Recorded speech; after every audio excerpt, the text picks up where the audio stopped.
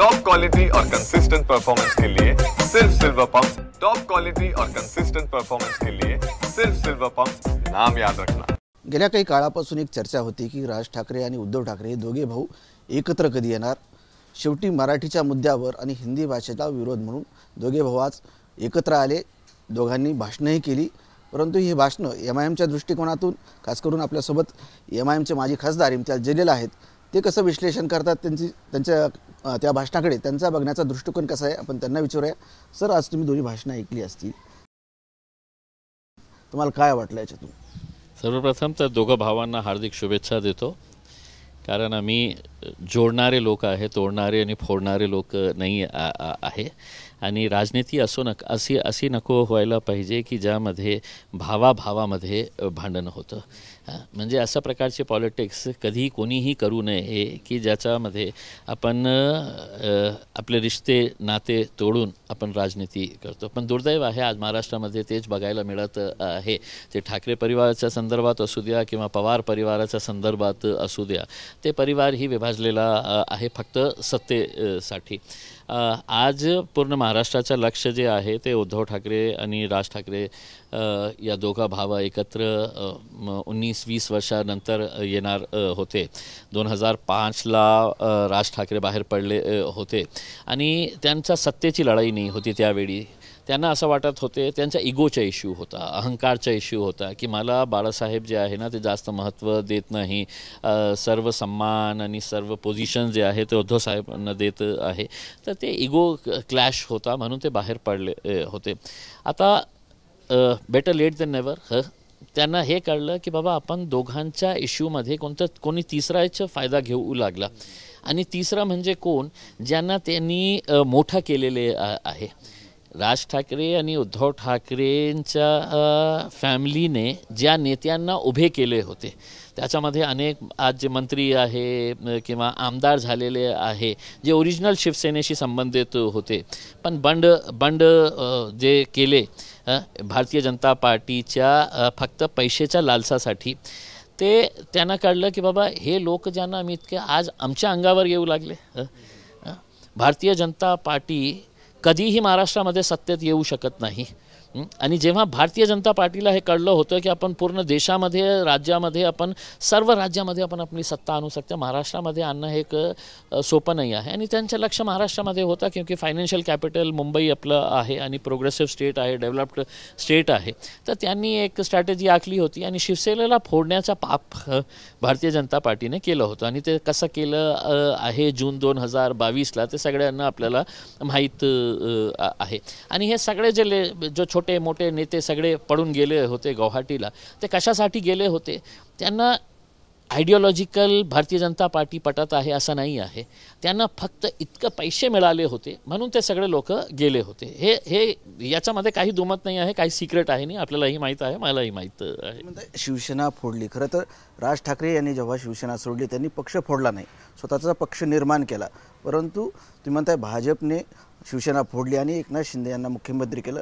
आता या सर्व दोघे भाऊ एकत्र येत असताना शिंदे गटावर किंवा शिंदे शिवसेनेवर याचा काय परिणाम होईल? नाही, काय आहे की जसं राज ठाकरेंनी आपला स्वतःचा पक्ष स्थापित केला, त्यांनी हे नाही सांगितलं होतं की मी ओरिजिनल शिवसेना आहे, जे आज एकनाथ शिंदेने आणि त्यांचे जे सगळे आमदार होते की नाही आम्ही ओरिजिनल आहे। तुमच्यामध्ये दम असला असता तर तुम्ही स्वतंत्र आपला पक्ष काढलं असता, तुम्ही दुसरा कोणाच्या बापालाही चोरून आणि म्हणायचं की नाही त्यांचा चिन्हही आमचं आहे आणि ज्यांनी पक्ष स्थापन केलं होतं बाळासाहेब तेही आमचे आहे।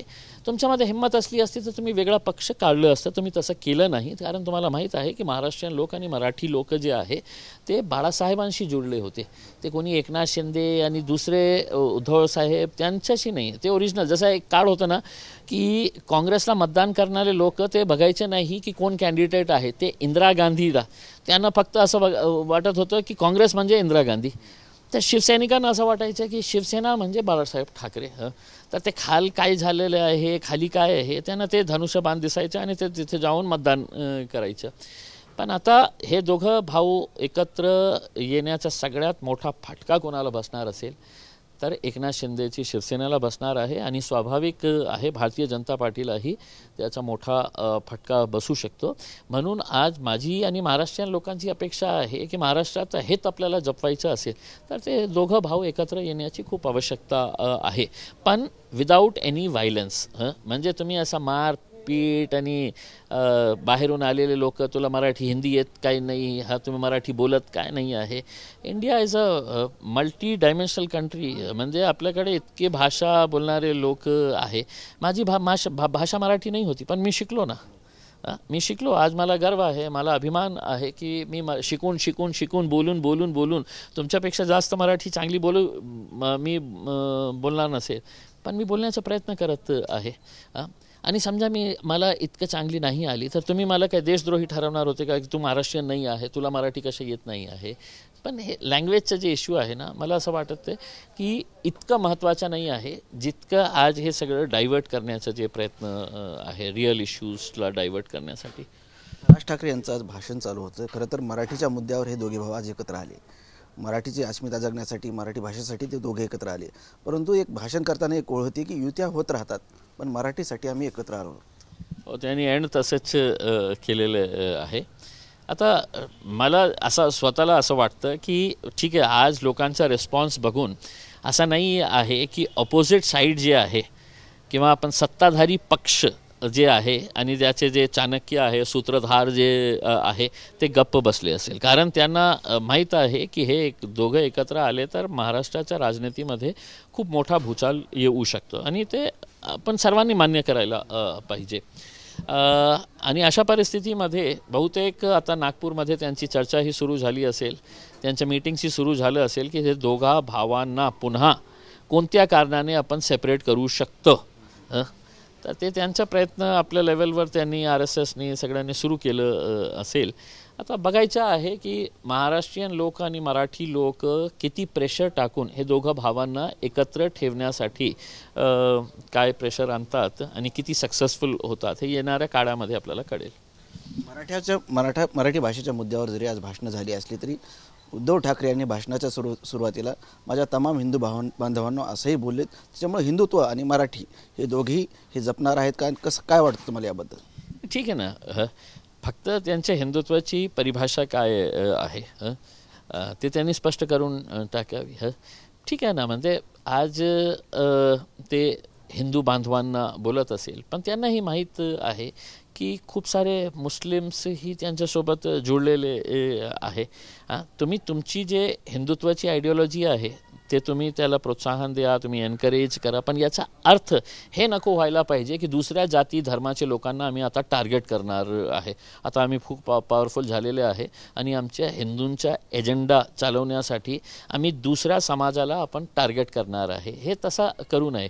जसं आज भारतीय जनता पार्टीचे काय टिल्लू पिल्लू नेते जे आहे, आपल्याला माहीत आहे मी कुणाच्या संदर्भात बोलत आहे, छोटे छोटे नेते आहे भारतीय जनता पार्टीचे, मंत्री आमदार, ज्या प्रकारची जे भाषा वापरत आहे ते महाराष्ट्राला चांगली नाही आहे, महाराष्ट्राची संस्कृतीशी ते जोडलेली नाही आहे, ते गुंडगिरी आहे.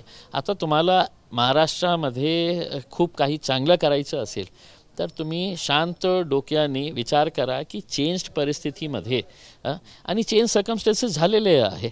जेव्हा बाळासाहेब ठाकरेंनी शिवसेना स्थापित केली होती तर कधी कोणालाही विश्वास बसला नसतं की ते काँग्रेसच्या विरोधात जे लोक गेले होते ते शिवसेनामध्ये गेले होते आणि शिवसेना म्हणजे काँग्रेसला कधीही जवळ केली नाही होती.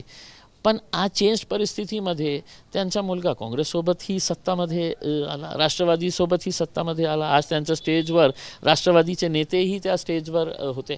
तर येणाऱ्या काळामध्ये मला असं वाटतं की खूप सारे परम्युटेशन्स कॉम्बिनेशन्स नवीन जोडणार आहे आणि बहुतेक हे सगळे लोक एक साईडला एकनाथ शिंदेला सोडतील आणि दुसऱ्या साईडला काँग्रेसला सोडतील की बाबा तुम्ही पण जा, हे नवीन आता नया भिडू नया राज आ गया हमारे पास, अब हम नया कुछ तो भी खेल खेलेंगे करके.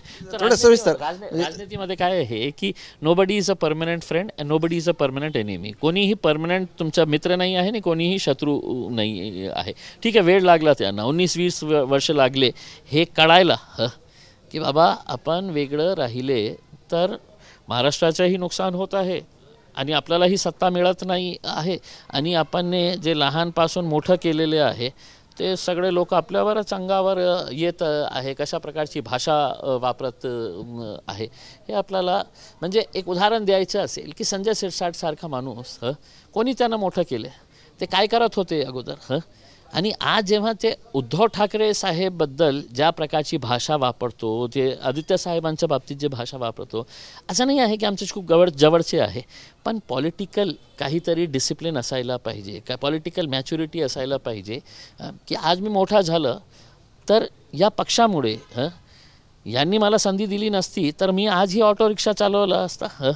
तुम्हाला संधी मिळाली पण असं संधीचं तुम्ही असा प्रकारच्या भाषा वापरणं तर कुठेतरी मला असं वाटतं की चेंज कॉम्बिनेशनमध्ये आज सगळ्यात जास्त कोणी विचार करत असेल ते हे सगळे लोक ज्यांनी खोके घेऊन गुवाहाटीला गेले असेल, त्यात बहुतेक त्यांचे खोके संपलेही असेल, तर आता काय करायचं, हे दोघं एकत्र आले तर आपली तर फजिती होणार आहे हेही विचार करत असेल की अब हम जाएं तो जाए कहाँ, अब किस घाट का पानी पीकर आए हमने, यहाँ से तो निकल के उधर कूद गए, वहाँ पे जाके उधर का घाट का पानी पी के आ गए हैं, अब ये नया समीकरण बन रहा है, इसमें हम कहाँ टिकते हैं रहते हैं करके उसमें. तसंही भारतीय जनता पार्टीची सवय आहे यूज अँड थ्रोची. आता त्यांनी यूज केलं जिथपर्यंत यूज करायचं होतं, आता थ्रो करण्याची वेळ आलेली आहे. सर्वात महत्त्वाचा प्रश्न आणि शेवटचा, तुम्ही जे म्हणतात भाजपचं थिंक टँक आता कामाला लागले असेल, तुम्ही पत्रकार म्हणून बरेच वर्ष काम केली, राजकारणात आहात, काय करू शकतं भाजप या परिस्थितीत आणि पुढे काय काय घडण काय दिसेल? काहीही शक्य आहे आणि फक्त भारतीय जनता पार्टीच्या बाबतीत मी बोललो नाही, भारतीय जनता पार्टी आणि RSS ती थिंक टँक जे आहे ना ते आज डेफिनेटली एकत्र बसले असेल आणि ते स्ट्रॅटेजी आखणार असेल की आपल्याला हे दोघं भावांना काय कारण असू शकतं की ज्याच्यामुळे आपण त्यांच्या दोघांच्या सेपरेशन पुन्हा करू शकतं करके. हां, मग भारतीय जनता पार्टीची जर स्ट्रॅटेजी आपल्याला माहीत आहे की ते फाईल्स काढतात, टेबलवर ठेवतात आणि सांगतात की नाहीतर हे ED, हे CBI, हे इन्कम टॅक्स हे आम्ही हे करणार आहे, तर यांच्या बाबतीत हे करणार आहे का की बाबा अगर एक साथ अगर आए तो हम तुम्हारे इसको भी उठाएंगे, उसको भी उठाएंगे, इसको भी काम पे लगाएंगे करके उसमें, तर ते धमकावणे, अशा प्रकारचे एजन्सीजचा वापर करणे हे भारतीय जनता पार्टीच्या स्टाईल ऑफ फंक्शनिंगमध्ये आहे. ते कोणत्या स्ट्रॅटेजी आखणार आहे ते आपल्याला येणारा काळमध्ये बघायला मिळणार आहे स्वाभाविक. नक्कीच हे होते एमआयएमचे माजी खासदार इम्तियाज जलील. आणि राज ठाकरे आणि उद्धव ठाकरे मराठीच्या मुद्द्यावर एकत्र आले असले तरी आता भाजपा आणि RSS यांचं थिंक टँक विचार करत असेल की काय करावं की जेणेकरून हे दोघे भाऊ पुन्हा विभक्त व्हावे, असं इम्तियाज जलील यांचं म्हणणं आहे. कॅमेरामॅन संतोष शिरसाटसह संजय सर्वदे, TV9 मराठी, छत्रपती संभाजीनगर.